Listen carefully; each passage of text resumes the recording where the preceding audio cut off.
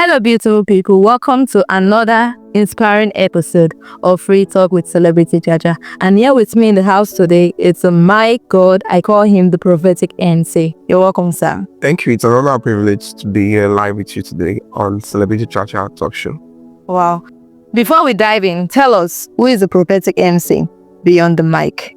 Yeah, the prophetic MC beyond the mic. My name is Chris Ojonugadri. So I always hashtag Michael Ewachepikin. Globally, I'm the number one Michael Ewachepikin. So, and that's me beyond the mic and even on the mic. Okay. I go with that man too. Like you said, you are Michael Ewachepikin. Hope I'm pronouncing it correctly. Me also what is it? Okay. The prophetic MC, what inspired that name? The prophetic MC was a name inspired from Open Heaven, because I never took the stage from anybody's mandate or man to like a boss who schooled me on how to use the mic. It was a divine arrangement. I discovered I was anchoring events on the upper coming stage of my life. Then all of a sudden, we had the opportunity. I saw I was in the church, and the church all along. I've never been in the club to take the mic anchor events, never, and I never planned doing that. So was this something you planned, or is just? I never planned. It happened. Never planned being an the profession of being an. Yeah, I never planned being an MC. It was something that happened, but all of a sudden, I had it so clear. I know there was a day I took in the opportunity from my classmate. Then I was in university in 2019. As a comrade. Yeah, as a comrade. Yeah. She called her like I should come help her acquire events. She's getting married. I was like, okay, I'll try my best. I'm not to fail, and I came to my words. Coming back that same day, I had my first pay as an MC that day. I was very shocked, like, somebody give me 2,000 there just to stand up. Okay. Yeah, but I was like happy. So all that was actually a good money then get. In 2019, and $1 was not to 1.5 them. So I was very happy, 2,000 naira. I was planning on how to use it the other weeks to come in school as a comrade, buy soybeans milk and just with press and cheer. Like I'm a big bar. I was very happy. Yeah, big bar, 2,000 naira. Yeah, then all of a sudden, the second event came shockingly after July. In September, I had an event on the 11th. That was officially now on the 11th of September.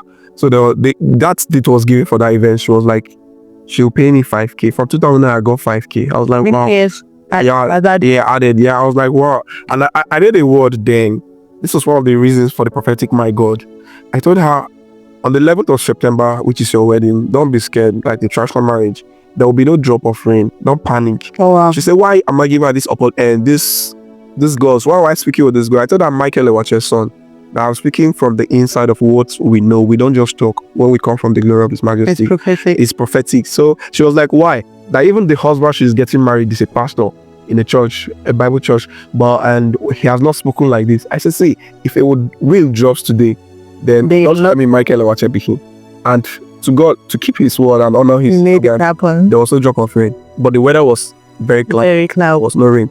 Wow. So share with us the most unforgettable experience you've had on stage with the mic. Yeah, one of my most unforgettable experience, like I said, I had an event which I was supposed to anchor, or we anchored actually, because I was held at Hatsi, kicking. I went for this event. I was really actually fully ready for the event, but it didn't take up to 5 minutes. As soon as we got to the event grab, I took ill just like that. I caught 2 boys that went along with me, people trying to learn the mic stuff under my stuff.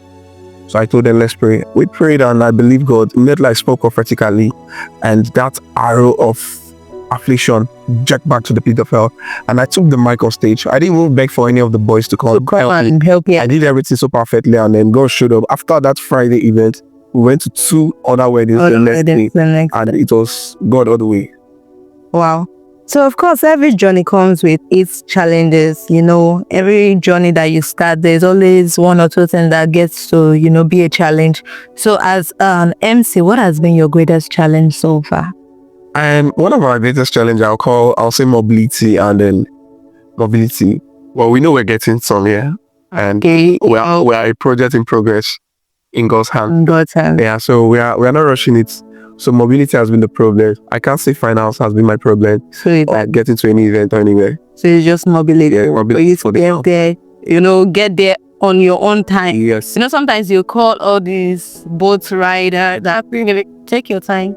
Well, when one of the mobilities again, I travel outside Benue. I'm not local based or sure. And also with the mercy of God, I know we covered 2 international weddings this year. One and a couple from the US versus Nigeria. That was in April this year. Then this same August that just finished, we had an event from in Port Harcourt. The first one was in Enugu, and someone from US and an Eastern guy. There's someone from New Zealand with someone from River State. These are Port Harcourt, Lagos, and different locations. Oh, so that's international ways. I think maybe by the end of the year or next year we'll be flying. Hopefully, by God's grace. We won't just stay in Nigeria. We'll be bringing those. We'll take it all day. Okay, so quick round of fire questions. Don't overthink it. No. Okay. You're going to go hype line on stage. Yeah, guy, to one and all the celebrity MC bike, keep it a real Louisa's too. Don't touch the die. Because if you do, you might die. You do it. What dream events you love to host? What dream event I love to host? And I know this will be going global. And I would love my father in the Lord to be under my sound. Not like I'm taking that opportunity or that wish for granted. I want him to watch his product, his own son. I wanted to hear his son himself, not like you come tell his own eyes. Exactly, that's what. Yeah, you with his own ears. Exactly. Wow. Like you said, it has always been, church-based kind of MC. You don't do clubs. So let's take for instance, Obi Kubana. Okay. You know Obi Kubana? Yeah, I know. One of the biggest boys and already famous interviews. Yeah, you guys. So if he gets to invite you for an event, would you go? It's kind of just it's kind of just like said, hey, if you have a principle and a vision and you have a coverage that you respect, you know where to go or where to be at the right time, not just go because you have a juicy offer. I remember one of my first white wedding event I covered was in the presence of the former past governor of Benue State, the person of Senator George Akume, the GCFR Federation. Okay. It was there live. It was my ever first professional white wedding event. Oh. Yeah, and I did very well. I thank God. God showed up. So when you talk about the space of Obi Kubana, I think Obi Kubana has not made a name compared to an ex-governor, senator, and the GCFR.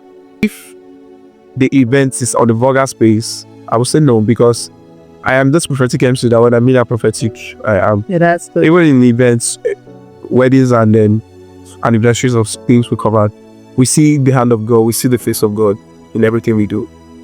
Yeah. So, like you mentioned that you have boys that goes around with you for occasions. What will be your advice to the young MCs coming up, the people trying to, what would be your advice to them?